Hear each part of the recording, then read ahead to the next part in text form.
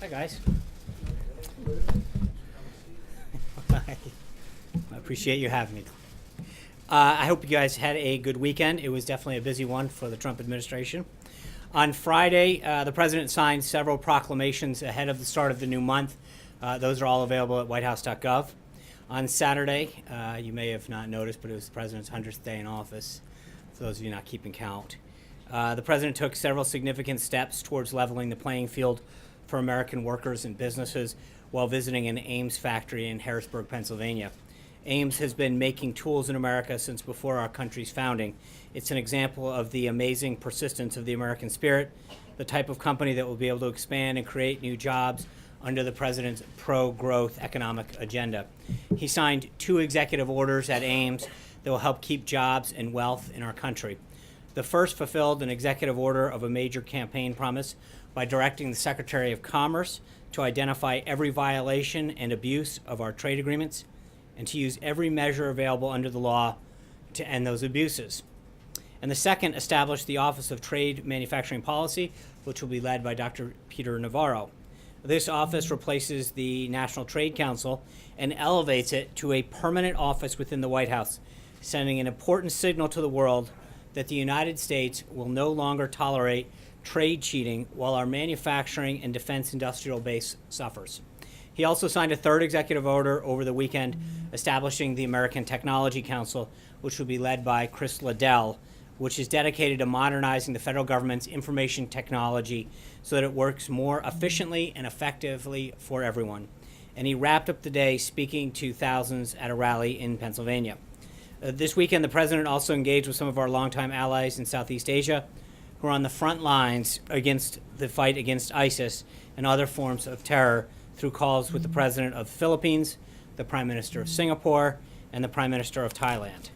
Today's a start of another big week here. After signing a proclamation on Law Day, he stopped by the Kennedy Garden, where around 100 members of the Independent Community Bankers of America kicked off their Capital Summit. Smaller banks are one of the driving forces behind economic investment and development in our communities, but they've been disproportionately harmed by the dramatic increase in regulation since 2008, declining in number by 30% since 2008.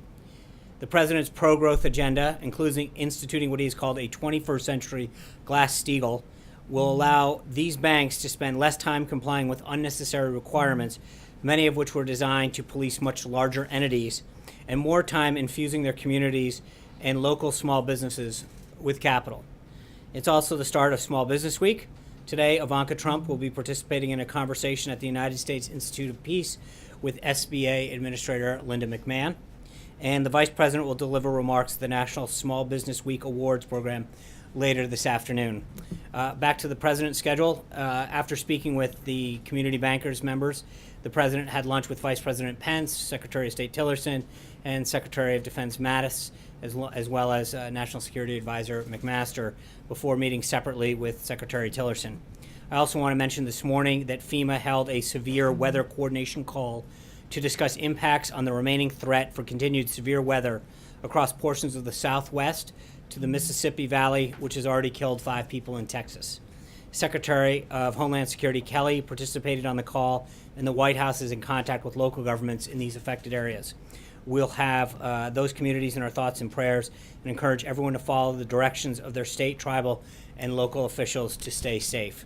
Finally, let me run down what we're expecting for the president's schedule this week. Tomorrow, he'll present the Commander-in-Chief Trophy to the United States Air Force Academy.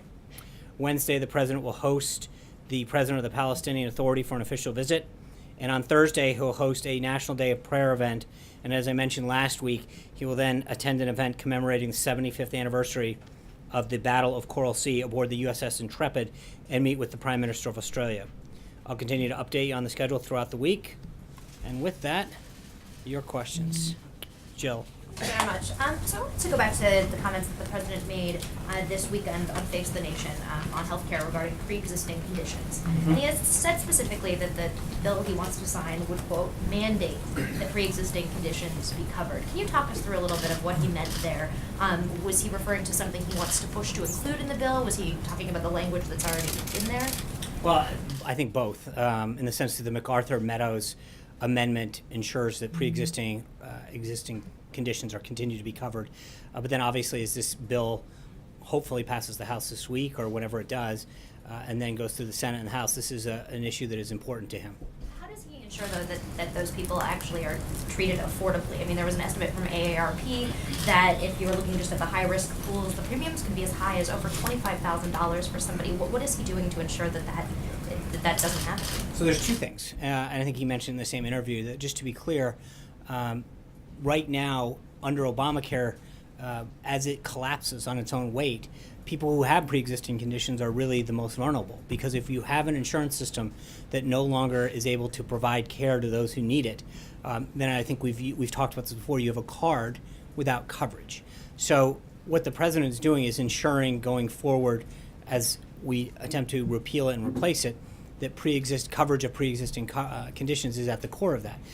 So that is something that he has ensured is in the current bill, and will continue to push for to make sure that coming out of the Senate and going to conference is there as well. John? A couple things for you, Sean, if I could. First of all, what do you say to conservatives who feel like they didn't get a whole lot out of this spending bill? There was no money for the wall, no cuts to sanctuary cities, funding for Planned Parenthood was maintained. What do you say to those conservatives? Let's take them in order. But I think the president got a lot out of this bill, most specifically $21 billion to help rebuild the military. I think that is something that he was very proud to campaign on and is delivering on. That's probably the biggest thing. With respect to border security, he got $1.52 billion into the current language that's posted. I think that's a significant, and remember, I think people have to keep in context. We're talking about 2017 funding, right? So this is something that most presidents would walk into office and that would have been done. Because the last Congress didn't do this under President Obama, we have an opportunity to get some of the president's priorities infused for the last 5 months of 2017. That's a big step forward, and something that he'll continue to fight for in 2018. When the fiscal year starts the end of September, we will have an opportunity to really infuse the president's priorities. But I think there's a lot there, and there's also DC school choice was something that we felt very strongly about making sure was back in. There's no Obamacare bailout. There's the coal miners is something that the president felt very strong on making sure they got taken care of. That happened. So there's a lot in this bill that I think of the priorities that he put forward on. But clearly you had to give up on some things. No, I mean, I think on the Planned Parenthood thing in particular, but again, remember, this is 2017 funding. This is something that he wouldn't normally even had a shot at because it should have been done. So infusing his priorities in the 2017 budget cycle is actually something that he's been able to have a say in, which is a big deal for the remaining 5 months. The 2018 budget will address those things, but this is a down payment on border security. It's a down payment on his ability to rebuild the military, and repealing and replacing Obamacare will address a lot of the other health care issues. And the other issue I had, on the pending visit of Duterte from the Philippines, Chris Coons said that the president is giving his stamp of approval to human rights abuses. Governor John Sununu, on the other hand, said this is part of the unpleasant things that presidents have to do. What's the White House's perspective on Duterte and him coming here? Well, I think it is an opportunity for us to work with countries in that region that can help play a role in diplomatically and economically isolating North Korea. And frankly, the national interests of the United States, the safety of our people and the safety of people in the region are the number one priorities of the president. Mike? I wanted to ask you about tax deductions. The White House has talked a little bit about that as a way to curb big tax breaks for the rich. Are you looking at any other policy changes when it comes to limiting breaks for the top 1%? Well, we're at the beginning of this process, but I think you saw from the briefing that was given the other day, the focus on this is really at lower and middle income Americans. The doubling of the standard deduction means that a family of four that is making, right now they're getting a $24,000 deduction. Which means in a lot of cases you're going to see a family pay zero taxes at the lower end of the economic scale. That's a big deal for them to really help put more money back in their pocket and help them take care of their family. Trey. Thanks, Sean. On healthcare, there seems to be a new optimism from the White House. How confident is the president that he will get a healthcare bill passed the House this week? I think the president has made it clear that he's not instituting a timeline. I've said this before, and I'll continue to say that we feel confident the direction this is going. We see more and more members come on board. A lot of the changes were made, make the bill not only better, but garner greater support. So we feel very good about it. On North Korea, today the president told Bloomberg he was open to meeting with Kim Jong-un if the conditions were right. How does the president define the right condition to have this meeting? Well, there's a lot of things that go along with that, and I think that's the key thing. Under the right circumstances was, I believe, the phrase he used, and I think that is something in keeping with our consistent with the policy expressed by Secretary Tillerson as well. We've got to see the provocative behavior retched down immediately. There's a lot of conditions that I think would have to happen with respect to its behavior, and to show signs of good faith. Clearly, the conditions are not there right now, but I think the president's made it clear, as Secretary Tillerson had the other day, that if the conditions, if the circumstances present themselves, we would be prepared to, but they're clearly not at this time. Thanks, Sean. Picking up on healthcare, it's believed possibly that you might be down, Republicans down to maybe just a handful of votes away. Here we are at 2 o'clock Monday afternoon. Is this the closest that you think you've gotten? I know you don't want to talk about timelines, but is this as close to maybe getting to that magic 216 number that you've talked about? Well, sure. I mean, we're not going to, once we get 216, we'll stop counting, and I think the speaker gets that. But as I mentioned to Trey, I mean, we're getting closer and closer every day. So I would assume that today we were closer than we were a week ago. But we're not there yet. And that decision is going to be wholly within the speaker, the majority leader, and the whip to let us know when they're going to open that vote up. And let me ask you about Dodd-Frank. The president just gave an interview in which he said, I am looking at that right now. He goes on to say there's some people that want to go back to the old system, right? So we're going to look at that, meaning potentially breaking up the banks. So breaking up the banks, going back to Glass-Steagall, is that something that he is just looking at, or is that something that is a preference of his at this point? I think I mentioned it in the opening. He's looking at a 21st century Glass-Steagall. That it's something that we've talked about at the beginning. He mentioned this on the campaign trail.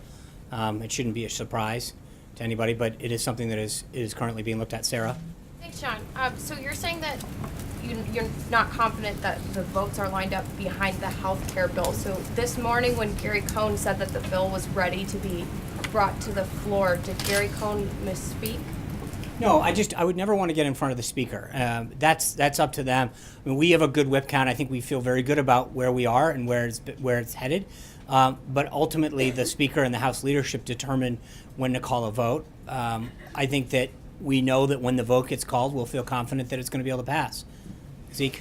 Thanks, Sean. The president on the campaign trail raised alarm about federal debt and deficits. This spending bill that would get us through the end of the fiscal year doesn't include any of the offsets really that the president requested in this year's budget. Is the president, will the president sign this agreement that does increase the federal deficit? I think we got a number of the president's priorities included in the CR. When we are at the final point, the president will make a decision. But right now, he's pleased to see the plus up for the military. He's pleased to see a down payment on border security. He's pleased about the DC opportunity scholarships. There's a lot that he's pleased in, and I think, again, as I mentioned to John, we're getting a shot at the 2017 funding, which should have been done last year. So You called for keeping that balance, essentially keeping. I that understand flat. that, and I think that obviously, this is something that required 60 votes in the Senate. We couldn't have our entire way on this, but we're 5 months away from having a 2018 budget, and I think the president's priorities will be reflected much more in that. Annie? Just a question for Dave. You made comments when asked about Prince Freedom. You said that journalists are not exempt from assassination. Did the president know about those comments and about his record of human rights abuses when he extended the invitation for him to visit the White House? I mean, the president gets fully briefed on the leaders that he's speaking to, obviously, but the number one concern of this president is to make sure that we do everything we can to protect our people, and specifically to economically and diplomatically isolate North Korea. And I think when you look at what he is doing in terms of building that coalition of countries in that region to do it, I think this is hopefully going to have. Well, he knows. Yeah, I mean, I'm not going to tell you every single thing that's in his brief, but he's well aware of when he speaks with a leader. He gets briefed on a lot about what they're doing, what they've done. That's all part of the brief. Mara. Question Yeah, hold just on. about the future of Sebastian Gorka. Can you tell us why he's leaving the White House? There's no personnel announcement at the time. I have no belief that he is currently leaving the White House. So there's nothing to update you on with respect to that, and we wouldn't comment on personnel matters at this time. Mara. John, I have a healthcare and an Israel question on healthcare. When the president talks about a guarantee for pre-existing conditions, current law says insurance companies have to sell to people with pre-existing conditions, and they can't charge them more than someone else in that area. Is that the guarantee that the president wants?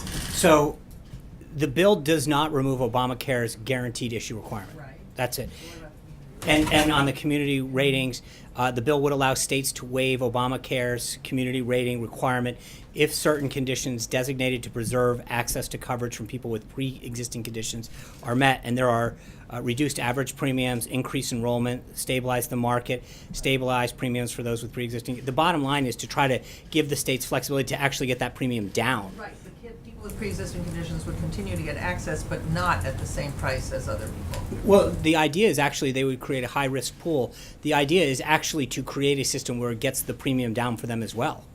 Under, High-risk pools could still charge them much more. no, but you can't keep saying, you're right. When I say the whole goal of this is to give the states the flexibility to get lower premiums. That's the goal all around, is to make sure that the system that we employ gets it down. John Gizzi. Oh, wait, my Israel I'm sorry. question- You're Sorry about that. Thank problem. you, Sean. The president turned to Bibi Netanyahu at that press conference and famously said settlements are not helpful. Israel is going to build 15,000 new homes in East Jerusalem. Does he think that Netanyahu is snubbing him? We're going to have a conversation. I'm sure that we'll continue to have conversations with the prime minister, and so. aware of that? I'm not going to. That'll be something that the president will continue to discuss. John. Thank you.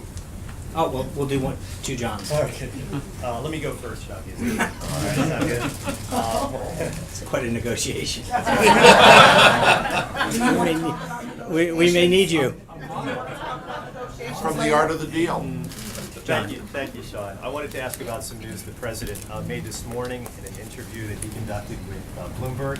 In that interview, he talked about the possibility of raising gas taxes to pay for infrastructure spending. And of course, the president has put forward the idea of $1 trillion infrastructure spending plan. Can you talk a little bit more about this possibility of raising gas taxes? Yeah, so what the president said during that interview is that folks from the industry had come to him and expressed to him how the deteriorating roads were affecting their ability to deliver goods and services throughout this country, and that they had expressed a willingness to see something like that as a way to help pay for and repair the roads and bridges, and that he said that he, out of respect, would definitely listen to them and consider it. That's As it relates to this idea that the gas tax in America hasn't been raised for some time, what makes the president believe that now is the time that Republicans who have been opposed to this idea would be open to this idea? I think you're missing. He did not express support for it. He expressed that a group that had met with him expressed support with it, and that he, out of respect, would consider their request. That's it. There was no endorsement of it or support for it. He was just relaying what another industry group had shared with him about how to pay for the roads and bridges that need to be repaired, and the impact that deteriorating roads and bridges are having on their ability to operate and to deliver goods and services, and frankly, the cost that it is having on their trucks, on their infrastructure. John Gizzi. You have not foreclosed this possibility of raising No, I think people ask the president all the time, please consider the following policy, and he has an open mind. I mean, there are people on both sides of the aisle, different backgrounds, that come in to see the president and ask him, could you please consider this? Will you keep an open mind on it? And I think that's frankly what the president was doing. John Gizzi.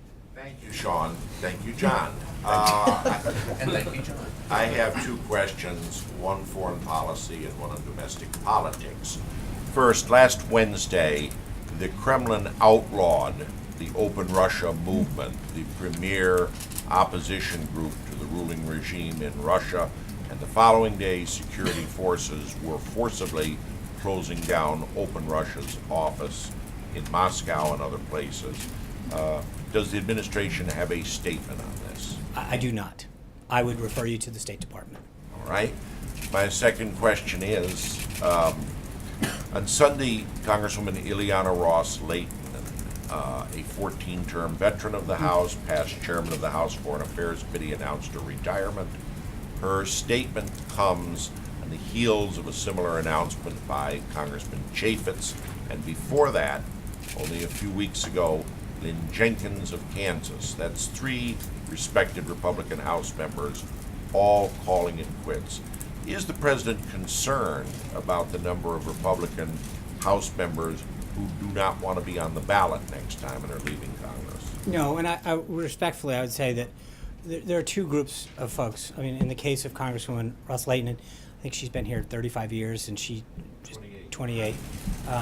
And so she's just decided that it's time to retire. In the case of Congressman Chaffetz, he announced that, that doesn't. I don't think that there's any belief that you have to stay here for 20, 30, 40, 50 years.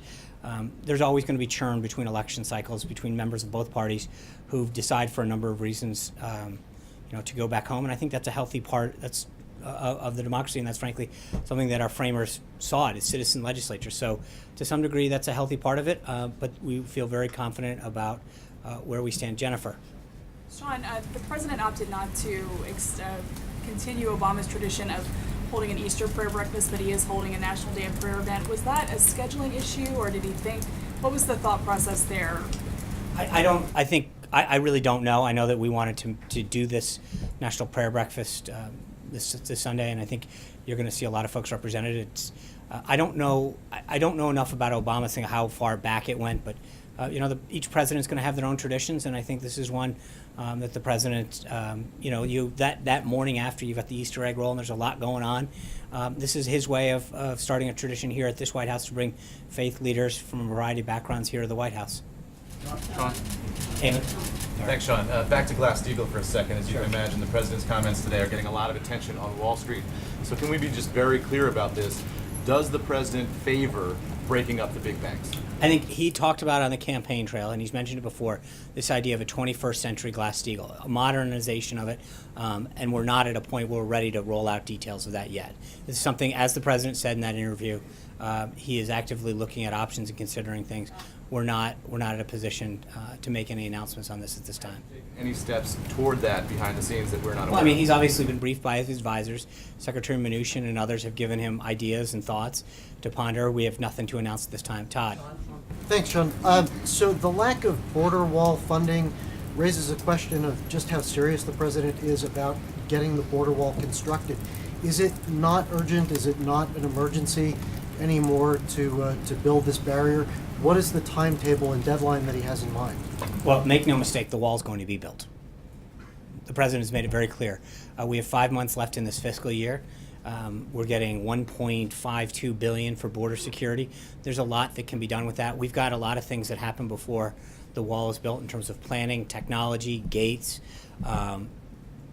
There's a lot of things that can do to prepare for that wall being constructed. This was a down payment for 2017, and as we get ready for fiscal year 2018, that'll start in the beginning of October, this will be a major priority. It will be built. Is there a time certain? Is there a deadline by the end of 2018? Well, then it'll be completed.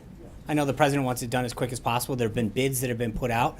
Part of what the Homeland Security Department is reviewing now, or not just the cost, but the timetable for a lot of that. So as we move through the planning phase, that's definitely going to be part of the consideration. But obviously, the president wants it done as soon as possible. Jonathan. Coming back to North Korea, the president didn't just say that he would be open to meeting with Kim Jong-un under the right circumstances. He said he would be honored to meet with him. This is somebody who has starved his own people, somebody that has threatened to destroy the United States. Just last week he put out a video showing the Capitol getting destroyed by North Korean fighters. How could he be honored to meet with Kim Jong-un? Well, the president understands the threat that North Korea poses, and he will do whatever is necessary under the right circumstances to protect our country from the threat that they pose. How So, would that be an honor? well, Jonathan, I guess because he is still the head of state, so it is sort of there's a diplomatic piece to this, but the bottom line is the president's going to do what he has to do right now. He's building a coalition in the region to isolate North Korea, both economically and diplomatically, to get the threat, to take that threat down. So but that is his number one priority right now, is protecting this country and our people. What did he mean when he called him one smart cookie, or a pretty smart cookie? Well, I think his point was he went over this in the interview, that he assumed power at a young age. when his father passed away, and there was a lot of potential threats that could have come his way, and he's obviously managed to lead a country forward, despite the obvious concerns that we and so many other people have. He is a young person to be leading a country with nuclear weapons, and so. That set aside, I think the president recognizes the threat that he posed and is doing everything he can to isolate that threat and to make sure that we bring stability to the region. Margaret. Sean, on North Korea and then on Philippines. On North Korea, both with the president's comment on Kim Jong-un and what Secretary Tillerson said, you seem to be making the offer that we could have direct talks with North Korea. Who's going to be leading those? Please. Yeah, I think the White House? I think that the key part of the president's statement was under the right circumstances. And that is the key. And those circumstances do not exist now. This is consistent with what Secretary Tillerson said the other day. But I think that if North Korea continues down a degree of provocative behavior, then those circumstances will never be there.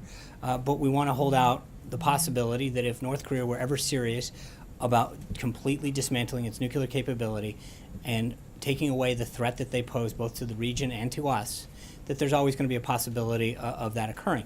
That possibility is not there at this time. Who would lead that? Is that the White House or the State We're not. Department? We're so far away from that possibility existing. To start identifying an individual would be highly premature. Philippines. When you have been asked about President Duterte and his human rights record, you continue to say the effort here is to isolate the Philippines from North Korea. Part of this coalition to isolate also North Korea. build a coalition. Are you suggesting that the Philippines has some sort of inappropriate contact with North Korea? Are you suggesting that we are requesting greater access perhaps to their military bases? What is it exactly? Well, I think there's an economic piece to this as well. And I'm not going to go into, that's part of the reason that I think the president wants to meet with him.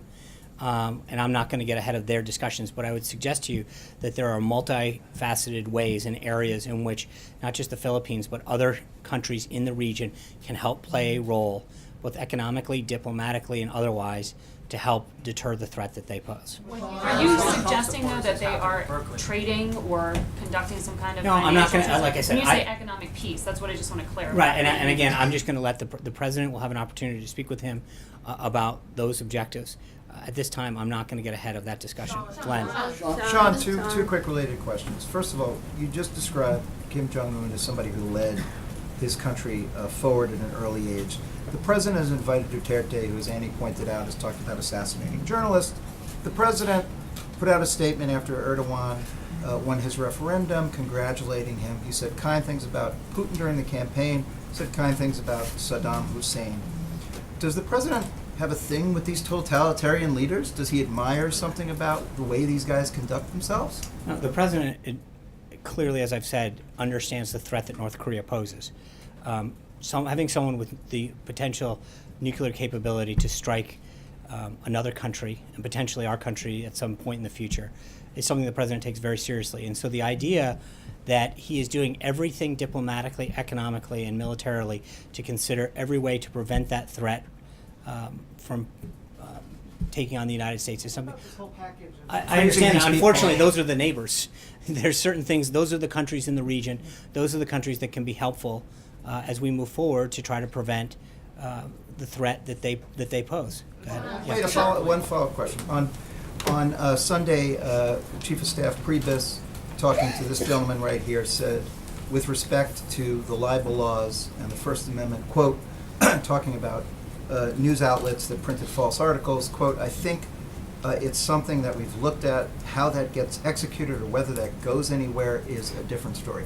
Is that a project that is currently being worked on by the counsel's office? Can you just tell me the status of that? Who is pursuing that? I think the Chief of Staff made it very clear that that is something that is being looked into substantively and then both logistically how it would happen. But that's nothing new. It's something the president talked about on the campaign trail. Is the council actually investigating I will not go into, but I just tell you that it's Sean, two questions. One on, just to clarify on North Korea, were those conditions that you laid out the earlier question, are those the conditions that would have to be met before there was any meeting, i.e. that North Korea would have to agree to totally disarm its nuclear program, stop threatening their neighbors? Are those the conditions? I think those are some of the conditions. There's going to be a whole host of ones that we determine that the State Department determines in consultation with the President that have to be met. As I mentioned, we are so early into this process that I don't see this happening anytime soon.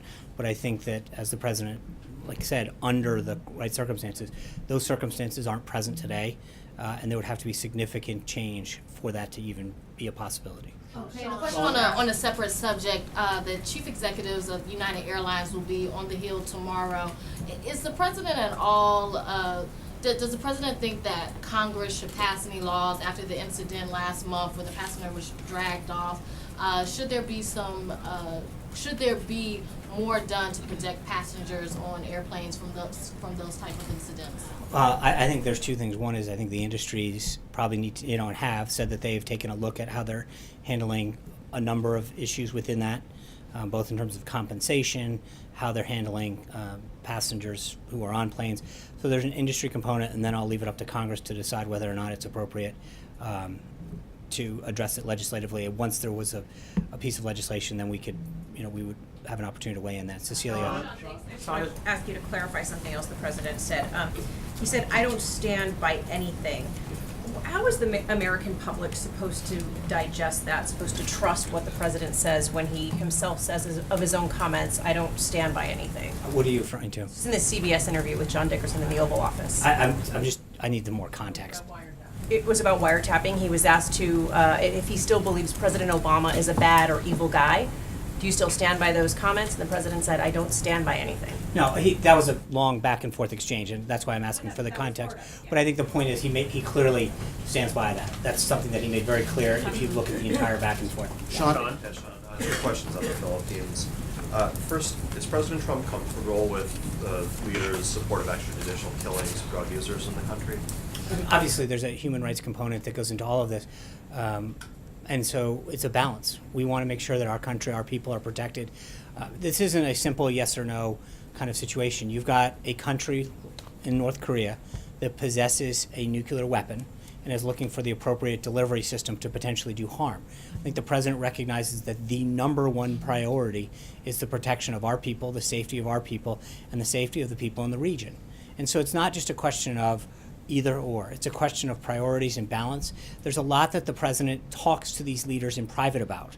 And I think you saw that case in Egypt, where sometimes that kind of diplomacy, privately talking about them and building a relationship, can achieve results, not just for our people, but for their people, and discussing how the human rights issues. But I think that it would be a mistake to assume that the president, because we don't put out statements publicly chastising leaders at every call, means that the president's not. Hold on. Let me answer the question. I think the president understands the value of it, but he understands the balance. And the reason that the president is building an effective coalition, is getting results around the globe and reasserting America's place, is because he understands the type of diplomacy and the type of negotiating and the type of deal making that actually gets real results for our country.